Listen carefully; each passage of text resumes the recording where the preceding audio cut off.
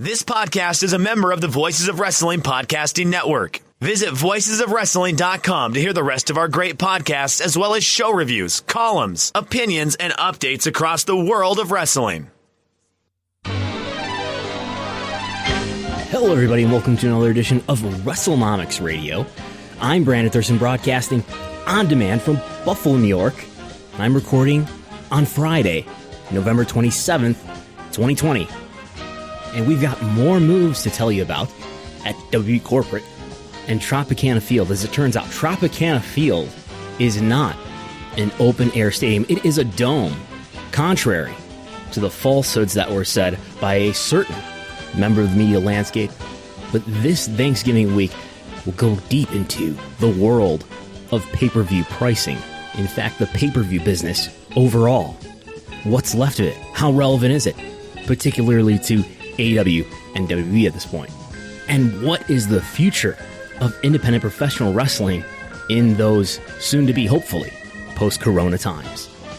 All that, and probably not more than that, actually. Because sometimes I even have to go back and edit out things in this preview here that I didn't get time to talk about. So that's how it usually goes. But first,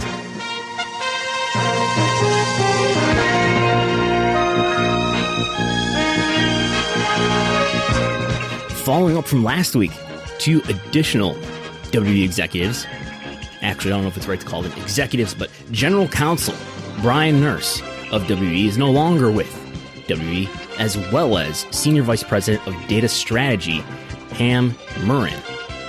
Both of those reports according to PW Insider. Data strategy had been one of the big initiatives of now former co-president George Barrios. We'll talk a little bit more about that later. And Pro Wrestling Tees owner Ryan Barkin, in an interview with Chris Van Vliet, Barkin says that Orange Cassidy is Pro Wrestling Tees' #1 shirt seller of 2020. More on that later. And despite my reckless assertions made last week, Tropicana Field in Tampa, which is going to be the new home of the WWE Thunderdome come December, Tropicana Field is not an outdoor stadium, but it is an indoor domed venue. In fact, it is the only non-retractable dome in Major League Baseball. Of course, for Major League Baseball, it is the home of the Tampa Bay Rays. So not an outdoor facility that might make it safer to have fans in attendance when WWE runs there. So correction from what I said last week. And that is actually our monthly deliberate factual error, which is made in order to measure the real audience of Wrestlenomics Radio. So to go back to WWE executives, or at least senior vice presidents, who are moving in and out of WWE, Brian Nurse, who had been the general counsel, WWE put out a press release in September 2018 announcing that Brian Nurse had joined WWE as the senior vice president and general counsel and secretary. He reported, according to the press release, directly to Chairman and CEO Vince McMahon. At least publicly, we only really heard from Brian Nurse on that WWE shareholders meeting, which we got the audio of back in July. And then Pam Murren, Senior Vice President of Data Strategy for WWE, who had been with the company since March 2016. Previously, she spent 14 years at Time Warner Cable, according to her LinkedIn profile. And I would think that move has something to do with just a change in strategy as things get straightened out here with the addition of new Chief Revenue Officer, Nick Khan, as well as new CFO, Christina Salen. So I've seen some talk online that, maybe this is indicative of WWE not being in touch with how important data is going forward in the future. And I don't think that's what's happening here. I think this is a reaction to probably the overemphasis that George Barrios put on the value of data to WWE in particular. And I know Nick Khan sort of reasserted that data is valuable. User data is something that they want to maintain if or when they sell pay-per-views or other WWE Network content to a major streaming or media player. So I think they recognize value in it still, but that Barrios overemphasized the value to WWE in particular. And this is probably a good place to start with today's discussion to come later about pay-per-view. Having the W Network creates millions of user accounts. W now has millions of user accounts with some information attached to each one of those user accounts about probably things like location, income level, maybe other demographic information. And that's useful for targeted marketing internally when it comes to sending messages out to people about events that might be in their area post-corona, or about merchandise that may be related to some other behavior that the user exhibited in the past, whether it's viewing activity on the W Network or previous purchases. So I think W's user data is valuable to them internally for targeted marketing, but I think they also had the idea under Barrios that they could use their user data and sell it to third parties, much like Facebook does, or Google, or other internet and social media big tech companies do. But my understanding is that, as it turns out, W has attempted to do this, but has found that there isn't that much value. That is, nobody really wants to buy the user data of wrestling fans, probably due to the income demographics that wrestling fans tend to have. And maybe even W in particular has, if viewership demographics are any indication, we see a lot more older viewership in Raw, SmackDown, and NXT versus AEW. And advertisers tend to prefer younger audiences that are less brand loyal. So with the benefit of hindsight, not that I saw this at the time in 2014, but with the benefit of hindsight, it appears clearer now that Barrios overprojected the ways in which he could apply big tech strategies to WWE in terms of exploiting the value of data, which makes sense if you're Facebook or Google, less sense if you're WWE, and with the price point strategy related to the W Network, not fully understanding how price inelastic the demand is for WWE pay-per-views. So what is price inelasticity? So as some listeners may know, as I continue with my ongoing education, which I got my education in advertising from watching the entire series Mad Men. Then I got my education in journalism after that by watching the entire series of Newsroom, the HBO series with Jeff Daniels. And then now I am getting my my education, I think, in law by watching the series The Wire. Now just starting on season 2 of that. But in season 1, there's a scene where Stringer is in community college. He's the real businessman of the drug dealing operation. And he's going to community college and taking business classes. And in one of those scenes, there's a reference to price inelasticity, or inelasticity of demand. This can have to do with supply as well. But in the case of wrestling pay-per-views, which is what we're going to talk about today, there really isn't any limit to the supply in pay-per-views, right? It's simply a media product, and as long as you have the bandwidth and the transmission capability, you can deliver to an unlimited number of customers. So maybe not law, criminal justice. Maybe criminal justice is what The Wire is giving me my media education on. And there's actually this great scene in The Wire in season 1 that I'm going to make you listen to now, because I think it explains a lot of why things in wrestling are the way that they are, and not just in wrestling, of course, but in lots of other parts of life and businesses and various fields. You will if you can, that's the point. Well, what's the point? The point is that Maury Levy is a past officer of the Monumental Bar Association, and unless I want to spend my whole life as a fucking ASA, I can't spend my afternoons pissing on people who matter. Another career in the balance. Fuck you. No, fuck you.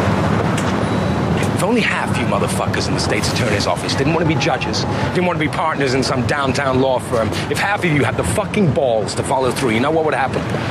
A guy like that would be indicted, tried, and convicted. And the rest of them would back up enough so we could push a clean case or two through your courthouse. But no, everybody stays friends, everybody gets paid, and everybody's got a fucking future. But I think it speaks to the costs of And it seems to be one of the themes of Jim McNulty to the point that I've watched the series, that doing the right thing and doing what is fair or equitable comes at a great personal cost. I mean, think of why it's so difficult to unionize professional wrestlers is because the people who have the most leverage to initiate unionization are the people who are the best taken care of, who have the most to lose. Wrestlers further down on the power structure have the future of their careers at stake as well if they participate or try to initiate unionization. And you may even want to be careful that what you say publicly is not too truthful, especially as it concerns certain people in power, lest they come back to bite you one day. But anyway, pay-per-view. And by the way, it was some 33 years ago this week that, in 1987, the pay-per-view showdown between Jim Crockett Promotions offering Starrcade 87 on pay-per-view was opposed by Survivor Series from the World Wrestling Federation, running head-to-head two big wrestling cards live on pay-per-view, running head-to-head with Vince McMahon of the WWF, or Titan Sports was the parent company at the time. Vince McMahon of Titan Sports threatening cable companies that chose to air Starrcade. He threatened those carriers that they wouldn't be allowed to carry WrestleMania 4 in the following spring if they chose to carry Starrcade, the rival company, Jim Crockett Promotions. And as a result, only a handful of carriers carried NWA Starrcade 1987, with the main event featuring Ric Flair against Ron Garvin for the NWA title in a cage match. But anyway, pay-per-view these days has been largely cannibalized by WWE in terms of their business, but AEW All Elite Wrestling still uses pay-per-view primarily as the way to distribute and to sell their quarterly super events. AEW does somewhere between 80,000 and 100,000 pay-per-view buys for each one of their events. And an interesting trend to watch and to observe here is that AEW actually did two pay-per-view events before their debut of AEW Dynamite on TNT. And those two pay-per-view events that preceded the debut of Dynamite actually did the same. Double or Nothing 2019, by my estimation, did 98,000 buys, the very first pay-per-view, the very first event of any kind, in fact, in the history of AEW, followed by All Out 2019 in August. So Double or Nothing was in May, and then All Out was at the end of August, and it did about 88,000 pay-per-view buys, by my estimation. Then AEW debuted on TNT with Dynamite in October 2019, and in the old world of old wrestling media, you would think that now that you're on a major cable network being viewed by hundreds of thousands of people every week, whereas before you had no TV distribution, no weekly TV show, in the old media world, you would use your TV to promote your destination product, whether that was a ticket sale or a pay-per-view sale. So AEW debuts with Dynamite on TNT October 2nd, I believe it is, 2019. Then the following month in November, Full Gear 2019, the first pay-per-view since the debut on TNT, and that, in fact, did about 80,000 pay-per-view buys, less than either Double or Nothing 2019 or All Out 2019, two events that happened before AEW was ever on TNT with a weekly program. How does that make sense? In the old world, that doesn't make sense, but we now live in a world, I guess, just inundated with enough internet, social media, that those pre-Dynamite pay-per-view events for AEW were able to do as well as their current pay-per-view events. But you can make the observation that the addition of having a weekly TV program on TNT did not add any net gain in buys in significant numbers. Now you might say that, well, if AEW had only continued to be a occasional pay-per-view product, their buys may have diminished over time. Maybe that's the case. But there was no net gain in pay-per-view buys, at least in the case of Full Gear 2019, 80,000. Then they followed it in February with Revolution 2020 with about 90,000. These are my estimates, again, basically based on guidance that I've been given by people who are in AEW. Double or Nothing in May 2020, the first pay-per-view since the pandemic, 105,000 buys, the most successful pay-per-view for AEW up to that point. But it also coincides with basically the low point for AEW viewership. Those months in the spring where the pandemic had taken away live audiences, and all four of the big wrestling programs' viewership suffered. AEW's viewership started to recover through the summer, and AEW did All Out 2020. With viewership on the rise, All Out did a lower number of buys at 90,000. And maybe you could say that, well, Double or Nothing is, since it's the 1-year anniversary of their debut, maybe Double or Nothing is their biggest event, and All Out is a relatively smaller event. And that one did 90,000 buys. And now with viewership declining slightly through the fall, Full Gear 2020 in November doing about 85,000 buys, almost equal to what All Out did when viewership was higher. But anyway, I think the lesson here is that these small changes in viewership are not the thing that is going to coincide with major changes in pay-per-view buys. So an example that we have to draw back on history about this subject with is we can look at WWE's history with pay-per-view from 1995 on. We're going to isolate from 1995 on because before 1995, they're not really doing monthly pay-per-views yet. They're doing pay-per-views 4 or 5 a year. But in 1995, the in-your-house pay-per-views began. In-your-house pay-per-views, by the way, starting out with a lower price point. More on that later. But if you look at North American buys and compare that to the ratings, the TV ratings for Raw and for SmackDown, between the years of 1995 and 2013, stopping at 2013 because that's the last full year before the WWE Network comes out. And you see a pretty strong correlation between TV viewership and pay-per-view buys. If you have to know the R squared for the relationship between pay-per-view and Raw is a 0.92. So a 1.0 is a perfect relationship. So almost a perfect relationship there. With SmackDown, a strong relationship too, but not as strong. The relationship between SmackDown and pay-per-view buys, a 0.82. Tell me what other podcast out there in the media ecosystem, not just the wrestling media ecosystem, but the media ecosystem at large. Is it at large or writ large? Anyway, you tell me what other podcast in this world is talking to you about R squareds. If there is one, tell me what it is, because I need to listen to it.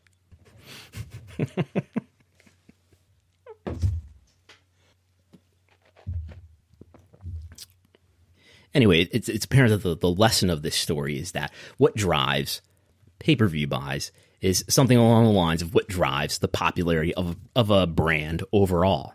As WWF got more popular as a brand, its TV ratings increased, and thus its pay-per-view buys increased as well, as consumers became more excited about the pay-per-view events because the product itself got over, and I would argue that that's because of the stars that were associated, particularly in the late 90s as WWF reached its peak in popularity.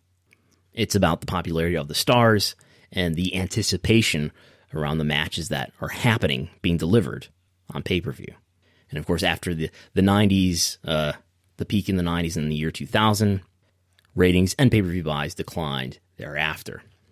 But to give other comparisons to AEW, we can look at other products that went through a similar period where they weren't on primetime weekly cable TV with a weekly program, and then they were. And how did that affect their pay-per-view buys? Well, there's 3 examples that I can think of that are similar to that. Similar to what AEW experienced in terms of being on pay-per-view without weekly primetime, high-coverage cable, and then being on pay-per-view with that. And the 3 brands that I can think of that are like that are WCW in the mid-90s with the addition of Nitro, UFC in the mid-2000s with the addition of The Ultimate Fighter on Spike, and Total Nonstop Action in 2005.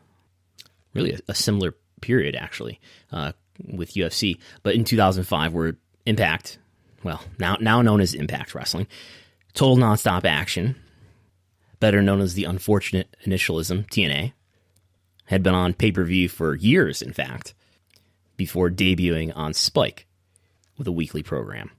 So let's start with the WCW.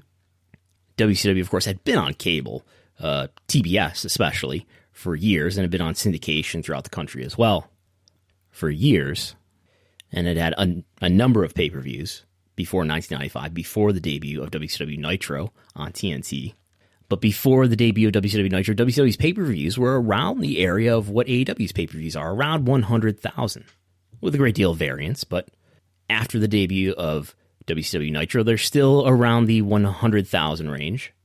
And then by 1996, which is the first full year with WCW Nitro, total pay-per-view buys went from 1 million in 1995 to 2.3 million in 1996.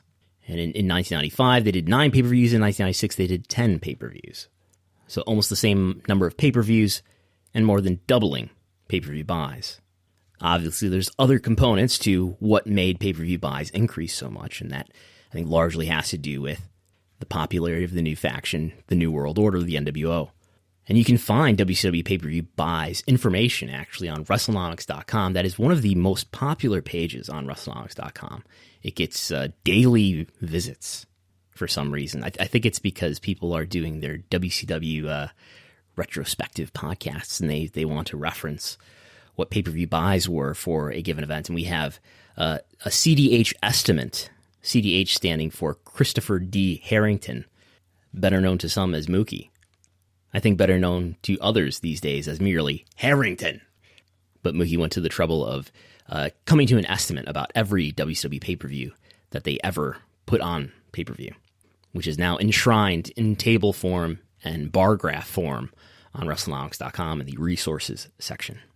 So that's WCW. Go further down the timeline and we see UFC. UFC has its debut of The Ultimate Fighter, the reality show that actually debuted as getting the lead-in on Spike from WWE Raw.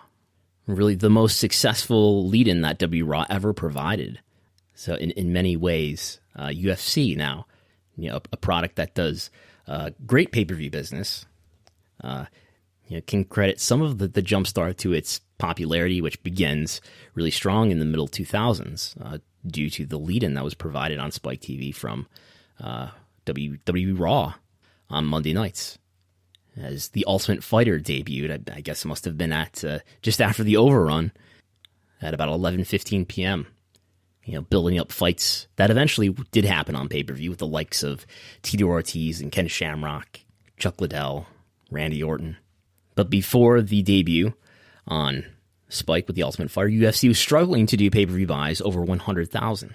And the first UFC pay-per-view after the debut of The Ultimate Fighter did 280,000 pay-per-view buys. I'm guessing that's the first or the second Shamrock Ortiz fight. And by UFC's 6th pay-per-view since the debut of The Ultimate Fighter on Spike, they did 4,000 pay-per-view buys. Actually, I do have information for this here. Let's see. No, it was Couture Liddell 2 that was the first pay-per-view after the debut of The Ultimate Fighter. And The Ultimate Fighter series, I believe, was building up that fight. Then Liddell versus Couture 3 does 400,000 pay-per-view buys. And then it's UFC 62 that hits a then enormous 775,000 pay-per-view buys. That's with the second Tito Ortiz versus Ken Shamrock fight. And then in the case of TNA, according to the info on OSW Review, TNA pay-per-view buys were something like 15,000 before they debuted on Spike. This is just after WWE goes back to the USA Network. Spike, a Viacom property, decides to get wrestling programming back on their Spike network and brings Impact Wrestling, the weekly TNA program, over to Spike. And the first pay-per-view after the debut on TV does 35,000 buys, so more than doubling what they had been doing in the two pay-per-views prior. But TNA never really breaks over 50,000 pay-per-view buys in its history. Maybe the Angle Joe pay-per-view, let's see what that did. So Angle and Joe, TNA Genesis 2006, does do 60,000 buys according to the records on OSW Review. And then actually the Bound for Glory 2006 pay-per-view also did 55,000 buys, so breaking 50,000 that time. And TNA Lockdown 2008 also did 55,000 buys. And what was on TNA Lockdown 2008? That is the Joe Angle cage match. So stacking up the case for the Wrestling Observer Hall of Fame, I think former candidate, I think he fell off the ballot, Samoa Joe, current WWE commentator. Anyway, WCW, TNA, and UFC all hitting new heights in pay-per-view following their debut on primetime cable programming. But obviously, we are in a different media situation now today where All Elite Wrestling has debuted on TNT and is yet to break through on another tier in terms of pay-per-view sales. Now we're only just over 1 year into AEW being on TNT. And a lot of the awareness clearly that people had, or at least people who were willing to spend $50 on pay-per-view, that's the cost of an AEW pay-per-view in the US at least. That audience that's willing to buy an AEW pay-per-view was already aware, apparently, about AEW before TNT. And it's pretty clear to me that the level of viewership that AEW has now, somewhere around 700 to 800,000 viewers weekly in the US, that viewership total is going to have to grow substantially before we see a big increase, before I would expect to see a big increase in pay-per-view buys. So with AEW and their pay-per-view buys and their TV viewership, I put all this information on a graph, on what is called in Excel a combo graph. And I put the question out there, why hasn't AEW been able to capture basically more pay-per-view buys than what they have? And some of the responses I got were related to the pay-per-view price. And so friend of Wrestlenomics, Gavin Bridge from Variety, among others, pointed out that they feel that the pay-per-view price, which right now for AEW is about $50 US again, WWE's pay-per-view price, which you can still buy pay-per-views for WWE on pay-per-view for $60. And a lot of people feel like that price is just too high. And in fact, there may be some correspondents here at Wrestlenomics headquarters who feel like that price is too high. But that may be at, let's say, $25. Some customers would be more willing to buy a pay-per-view. Now, history doesn't repeat itself, but it does tend to rhyme. It does provide lessons. And now at a different time in place in history, at a very different media era, WWE basically conducted a multi-year experiment with pay-per-view price. And throughout the late 80s and early 90s, WWE, WF at the time, put out pay-per-views, at least in the 90s by the time that I was paying attention, and they were $29.95, $30 for a pay-per-view. And then in May 1995, WWE introduced the In Your House pay-per-view, which of course, so this was a multiple times per year pay-per-view brand that had something to do with giving somebody a house. A random, I don't know if it was a pay-per-view customer, would win a house. You can Google it. We're not going to get into that today. But the idea was that WWE would do more pay-per-views per year rather than just the 4 or 5 annual pay-per-views. They would do maybe as many as 12 pay-per-views a year, but those pay-per-views in between, those additional pay-per-views, would be at a lower price. I guess the psychology was that you didn't want to expect the customer to spend $30 every month, but maybe they would spend half that. Maybe they would spend $30 5 times a month, or 5 times a year, and then $15 on those months in between, half the price. Maybe there was more revenue to squeeze out of these pay-per-view customers. So these $14.95 pay-per-views in 1995, the In Your House pay-per-views, did just under 200,000 pay-per-view buys for the first 3. The fourth one, though, did only about 100,000 pay-per-view buys. So I don't know what the internal story was, but at that point, WWE decided to raise the price $5. So now instead of $15, it's $20 for the pay-per-view. Really $19.95. So the first $20 In Your House pay-per-view did about the same, just under 100,000 buys. But then the second $20 In Your House pay-per-view did almost 200,000 again. And they fluctuate all over the place thereafter, but going from $15 to $20 is about a 33% price increase. And there's a lot of variance, but they're all doing around 150,000 pay-per-view buys, give or take, at $20. And so it stays at $20 throughout 1996 and most of 1997. But then for September 1997, beginning in September 1997, I think that's the Ground Zero pay-per-view main evented by The Undertaker and Shawn Michaels. I don't know why I know that. But this is the match before the first Hell in the Cell.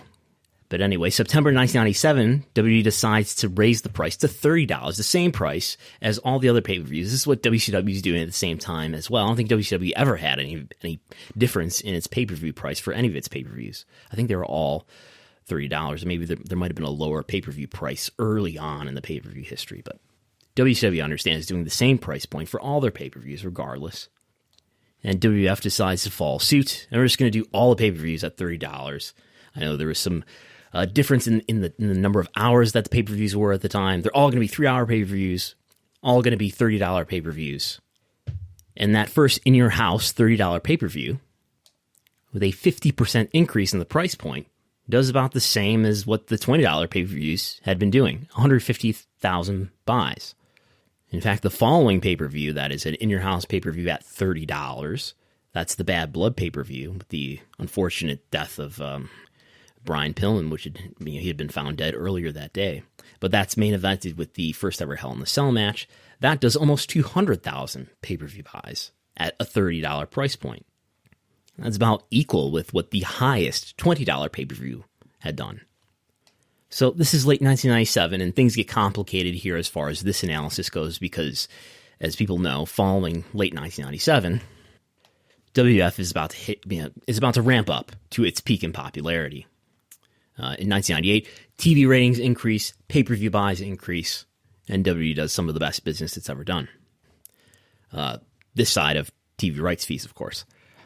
And then after WWE's peak in popularity, following 2001, WWE raises the pay-per-view price point to $35. And popularity is gradually declining, but pay-per-view buys don't seem to be suffering worse than popularity. Overall is declining. WrestleMania over this time has a number of different price points, which I'm going to post the graph on the Patreon with the notes of this podcast. So you can patreon.com/Wrestlenomics, and you can become a $5 patron, and you can look at these wonderful graphs that I'm looking at now. These intense, color-coded graphs that very clearly show where all the price point changes are, and compares the trends in W Raw viewership as well. But in 2006, then, the price point goes up to $40. Pretty soon, things are going to get complicated as far as standard def and high def, with a higher price point for high def. So we're talking the lower standard def price point. Then let's see here, it goes to $45 in 2010. And throughout these price increases, WWE Raw viewership is declining a bit, and so are pay-per-view buys. But as we discussed earlier, there's a really strong relationship between WWE Raw TV ratings and total North American pay-per-view buys. So ultimately the point I'm getting at is it doesn't appear that the increase in pay-per-view price point drove a corresponding decrease in pay-per-view buys. Whatever the pay-per-view price was across time from 1995 to 2013, people bought relative to the ratings of Raw much more than they did relative to what the pay-per-view price was. Now, I'm sure if WWE raised their pay-per-view price to $100, or something very high, we would see eventually a decrease in pay-per-view buys, independent of television viewership. But the lesson here is that from 1995 to 2013, the standard B pay-per-view went from $14.95 to $44.95. And this is over a course of 18 years, so there's inflation there. But if I run $15 through the inflation calculator, $15 in 1995 is only $23 in 2013. There in 2013, where they're charging $45 for a similar product with less hours of pay-per-view time, granted, but a similar product that they were charging $15 for, or the equivalent at that point at $23 for in 1995. So ultimately, my opinion is, I don't think lowering the pay-per-view price for AEW pay-per-views would be a good business decision. It would encourage some people to buy pay-per-views who are not currently buying pay-per-views. It certainly wouldn't chase anybody off who is already buying pay-per-views. But it's pretty simple math to imagine if, say, you're going to cut the pay-per-view price in half, you've got to double your pay-per-view buys, more than double your pay-per-view buys, to make more money as a result. So if you're going to go from a $50 price point for an AEW pay-per-view down to a $25 price point, you've got to go from drawing about 100,000 pay-per-view buys to 200,000 pay-per-view buys. So the question is, you've got to believe that you're going to sell in excess of 200,000 pay-per-view buys for an AEW pay-per-view when you're currently selling about 100,000. And I'm just not sold on the idea that you're going to double AEW pay-per-view buys by cutting the price in half. If anything, I don't necessarily think that they should raise the pay-per-view price, but I'd be more open to the idea of raising the pay-per-view price. You'd be driving more revenue out of each buy, obviously, that way. But I think this shows, the history of WWE's pay-per-view price points shows that, back to our original point some 20 minutes ago, that wrestling pay-per-view, despite what the W Network has taught us, we'll get into that in a moment, wrestling pay-per-views are inelastic to price. They don't, the demand for pay-per-views, for wrestling pay-per-views, don't change that much depending on what the price is. Clearly, there are bounds at which you chase people off. Buys are going to go down drastically if we start charging $150 for a pay-per-view. But if we increase the price by $5 or $10, I don't think it changes that much. As much as you may hear anecdotes about how the price is too high, or I remember hearing anecdotes about how the $90 or $100 price point for the boxing fight between Manny Pacquiao and Floyd Mayweather in 2015, like that would chase people off, and lo and behold, that fight did huge business. But okay, let's talk about the WWE Network and how the WWE Network is I've argued at times that the WWE Network has really destroyed the price point for a pay-per-view event, for a peak wrestling card that all your storylines throughout the month have been built to. We've gone from, in WWE's case, charging $60 for this product to charging $10, slashing the price point into 1/6, an 83% discount in the price. A great deal for consumers, a great deal for WWE fans.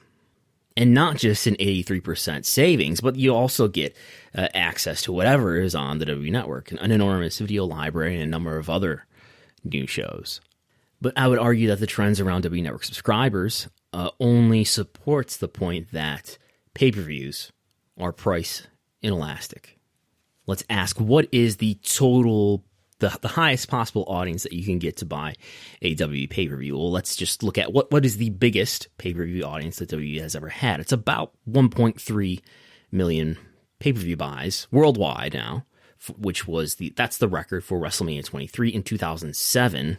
That one headlined by the hair versus hair match between Vince McMahon and that guy from The Apprentice. I don't know what he's up to these days, and most other WrestleManias around this time doing 1 million, a little bit under, a little bit over a million pay-per-view buys worldwide.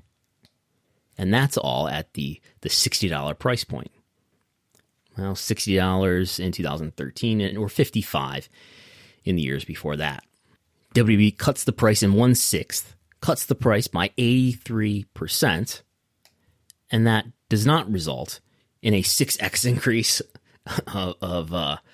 in the number of WWE Network subscribers. It does not result in 6 million WWE Network subscribers, the highest that WWE Network subscribers, even when we total in the free subs, has been 2.1 million. So it took an 83% reduction in price just to double the volume of sales. Think back to our discussion about the AEW price point. I think this undermines an argument for cutting an AEW price point in half and hoping that it will more than double sales. WWE essentially cut its price point by 1/6, and only then did they double their sales. And really not even, because I'm counting in some 200 to 400,000 free subs in this total. But you can see why maybe George Barrios, Michelle Wilson thought that they could get, as WWE publicly stated, that they were hoping to get 3 to 4 million WWE Network subscribers. Michelle Wilson tells a story that we've played the clip of here previously on Wrestlenomics Radio, where she expresses surprise that there were customers that were paying $55, $60 for a pay-per-view.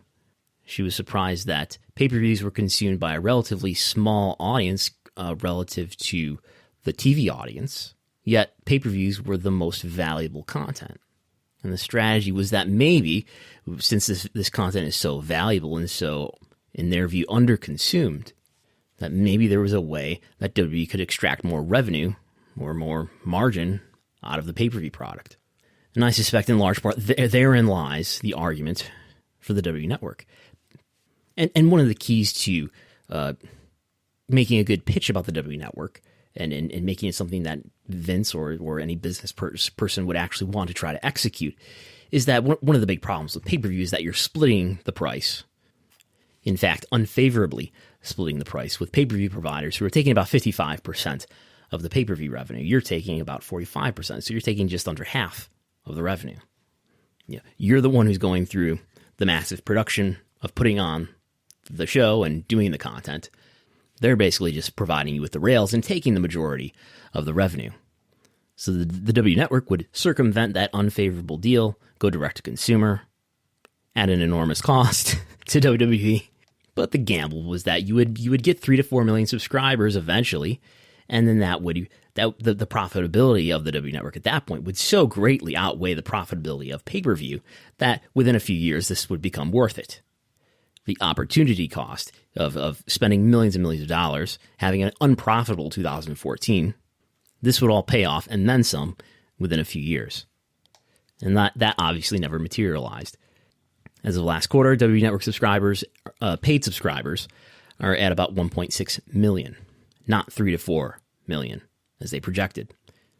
Pay-per-views were more price inelastic than perhaps the former co-presidents accounted for. And see, this discussion of pay-per-view price point inelasticity is coming so full circle here. And this is an example of the ways in which Barrios, perhaps Michelle Wilson as well, were trying to project big tech strategies onto WWE's business without fully accounting for the ways in which pro wrestling is a very unique product.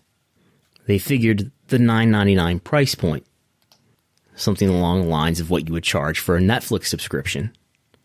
I know Netflix is more expensive than $10 now.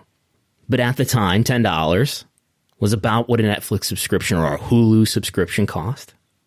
And they were able to argue that, look, they could circumvent this unfavorable split with the pay-per-view providers. It makes me wonder why, whether, with the benefit of hindsight, whether a better strategy would have been to go more direct-to-consumer with pay-per-view. Which, again, is essentially what, before it signed its deal with ESPN, what UFC was doing with selling pay-per-views through the Fight Pass app. And I know WWE was doing digital pay-per-view as well before the network. But that's really a time before streaming devices and various kinds of streaming TV became so ubiquitous.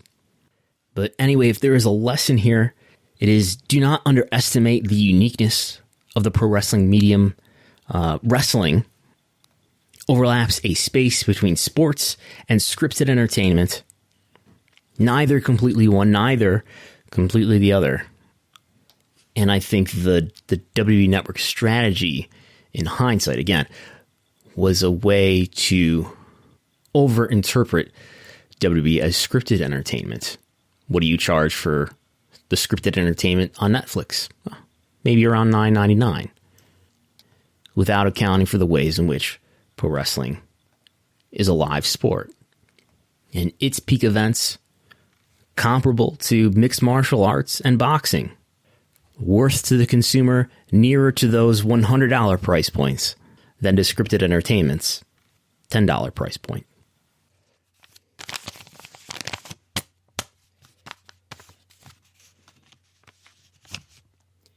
In other news, as mentioned, Orange Cassidy, the leading seller of merchandise on ProWrestlingTees.com. And it has been pointed out to me that you can actually go to ProWrestlingTees.com and find the weekly, the monthly, and the yearly top sellers. Basically, what you find there is a list of 40 items and I don't know if they're in order of best-selling item first and the 40th best-selling item last. I would guess that's what it is. But if you go to their top sellers by year, 2 of the top 5 are Orange Cassidy shirts. The mystery grab bag is the first one, so that credit to a certain personality or brand doesn't really go to that item. But then number 2 is an Orange Cassidy shirt. Number 3 is another Orange Cassidy shirt. Number 4 is an Owen Hart Dark Side of the Ring shirt. And then number 5 is an Inner Circle shirt. So I would not be surprised if that reflects the sales for AEW directly as well. So is Orange Cassidy a draw? Well, I think he's a strong merch seller. I think there's evidence there. Can we corroborate that with another or other metrics? Well, let's see. When it comes to quarter-hour viewership, I always advise caution whenever trying to dig into quarter-hour viewership. But we do see Orange Cassidy appear in 4 of the top 10% of segments that overachieved in their quarter relative to what that quarter usually does in terms of quarter-to-quarter viewership. You following me there? Basically, without getting into a longer discussion about quarter-hour viewership analysis, basically, I would put so there are a number of segments that Orange Cassidy has been in that have done exceptionally well relative to what you would expect that quarter to do, and that puts him in the company of about 12 other wrestlers, or I guess 11 other wrestlers who do very well in that area as well.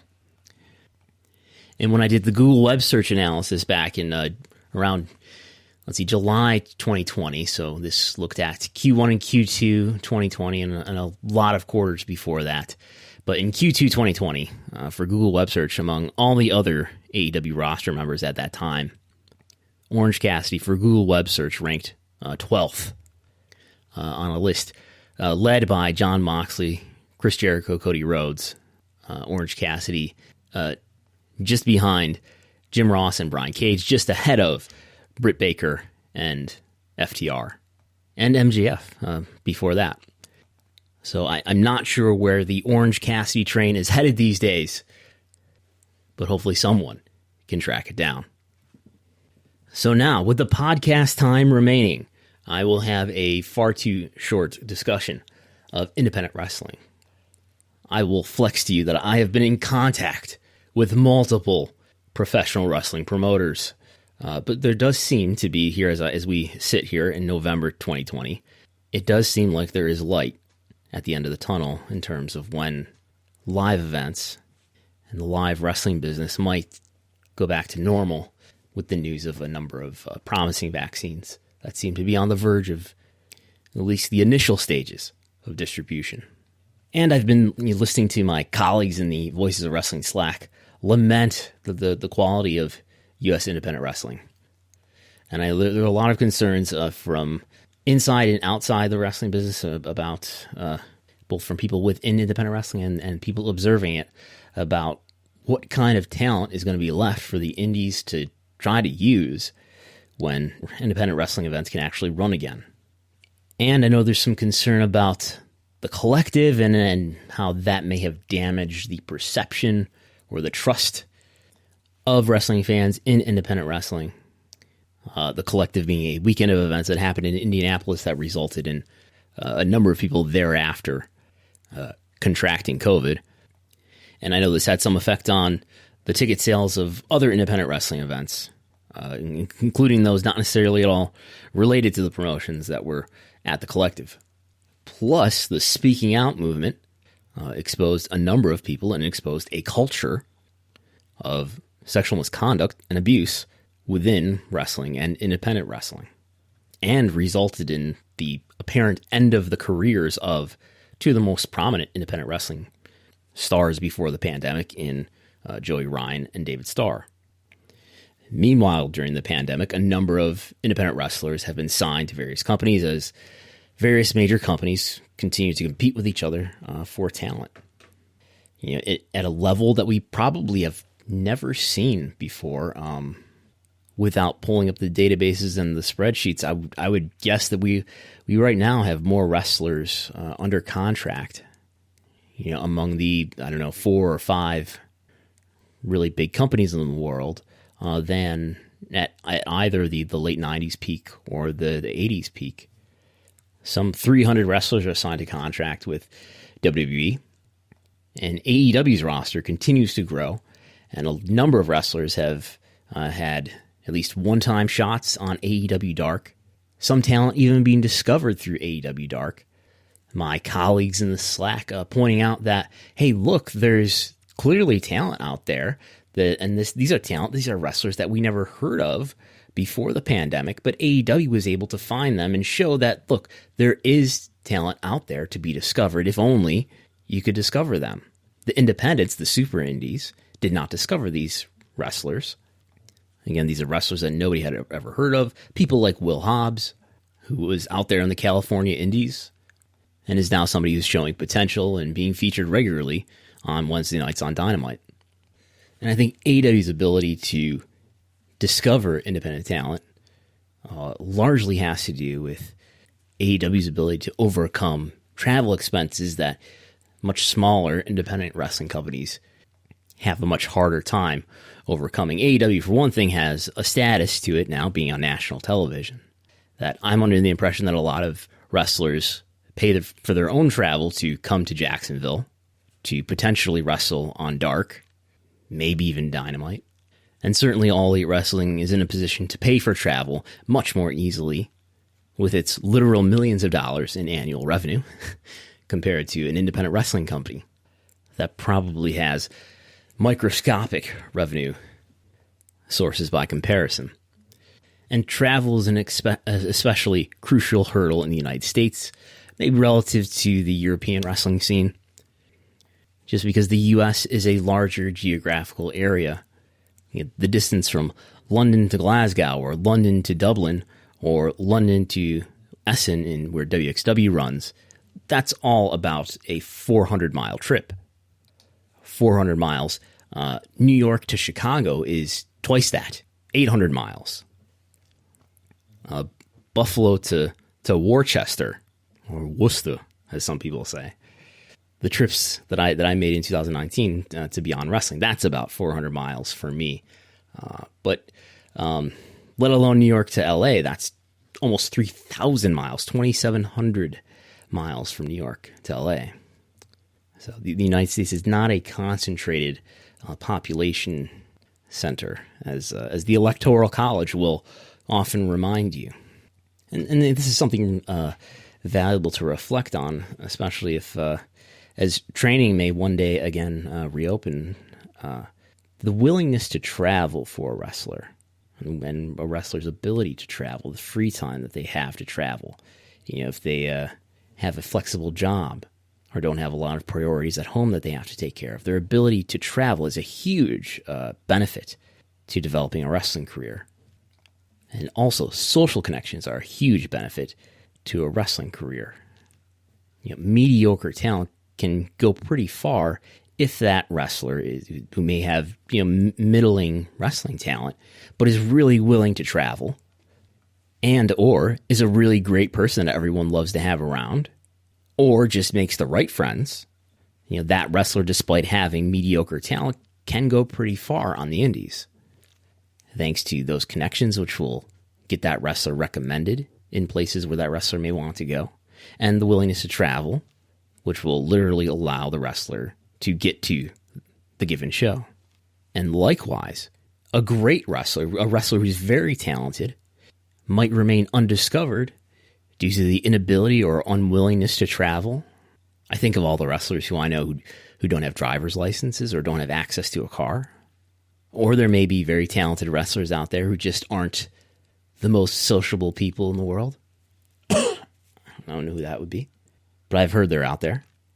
So there's all that going on. And then I think there's also a regional bias, because we're all born into a world where there are certain wrestlers with buzz in place who live in certain regions, and then the people who are at an advantage to get certain opportunities on buzz promotions are the people who live nearby the buzz wrestler who are able to find spots in the car to go to the show. So that again brings with it a region bias that is indifferent to wrestling talent and is putting you at a disadvantage if you don't live near other wrestlers who have already gathered some indie cred. So that kind of tells me that the future of independent wrestling post-corona is still going to be challenged at developing talent because of these travel issues, low revenues that aren't easily able to overcome the travel issues, and the sprawling geography of the United States. And I do believe that developing talent on the indies will be urgently needed. It already was urgently needed before Corona. While at the same time, I think that the brand value of independent wrestling overall as a scene has really grown over the last several years. And within that, certain independent wrestling promotions have grown their brand value and have greatly grown their ability to engage with wrestling fans, mostly through the internet and social media. That's not going away. If anything, that's growing stronger. But independent wrestling does have this increasing problem, and that is the competition for talent among the major contract companies. And the effect of these contract companies like WWE, AEW, etc., the effect of those companies signing talent away is a new phenomenon that was not present to this degree before, let's say, 2014. In 2014, I think as we discussed a few weeks ago when we were discussing sort of the history of WWE developmental, around 2014, Triple H Paul Levesque had seemingly an awakening in his talent philosophy, where he suddenly started to value wrestlers with previous non-WWE wrestling experience more than he had in the past. And this coincided with an increase in competition for talent among other smaller companies like Ring of Honor, World of Sport, that upstart in the UK that never really got going, Lucha Underground for a few years there, New Japan also signing a number of wrestlers from English-speaking countries, Impact Wrestling still being out there, and then smaller players like MLW and NWA signing people to contracts as well. That all preceded, well, maybe MLW and NWA didn't, but that all those others preceded the launch of AEW in 2019, a company that competed with WWE for every level, well, almost every level of talent, signed away Jon Moxley and Chris Jericho. Before 2014, independent wrestling talent was undervalued. The U.S. independent wrestling scene, arguably the UK independent wrestling scene as well, were, I would say, under-harvest for their talent. Their talent was not valued at the highest level in WWE. Now that talent is valued, I think, more appropriately. That's obviously not going to change post-corona. If anything, the talent competition is only going to get more intense.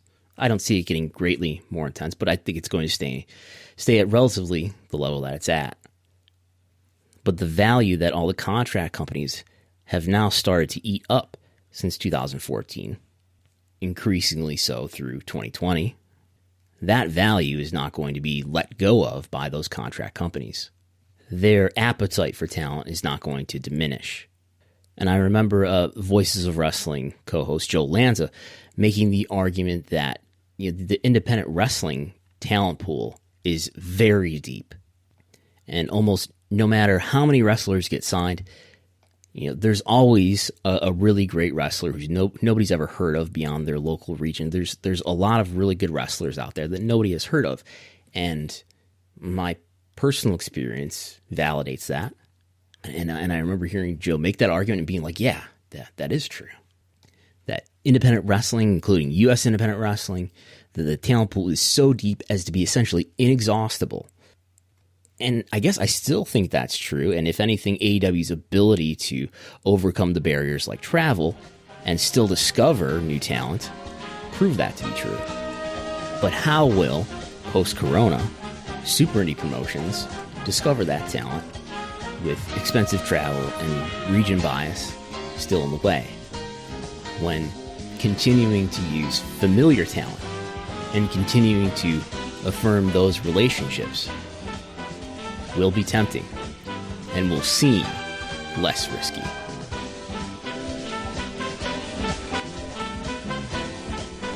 That's all for this week. Thanks for listening again. I hope you had a good Thanksgiving. I hope you did not contract or spread COVID-19. I enjoyed my Thanksgiving here at home, reviewing some old, not literally reviewing, like don't look for a review out there, but rewatching Starrcade 83, Starrcade 85, Survivor Series 1990, I think I watched parts of these. And the progressive gimmick that was Miss Atlanta Lively. That's all for this week. You can see the notes to this podcast at patreon.com/Wrestlenomics. Become a $5 or $10 supporter today. Read all of my written work for free, ad-free, at Wrestlenomics.com. Wrestlenomics.com is 100% ad-free because of listeners like you who support at patreon.com/Wrestlenomics. If you like this podcast, tell somebody about it. Follow Wrestlenomics if you want, at Wrestlenomics. Follow me, at Brandon Thurston. I'm Brandon Thurston. I'll talk to you next time.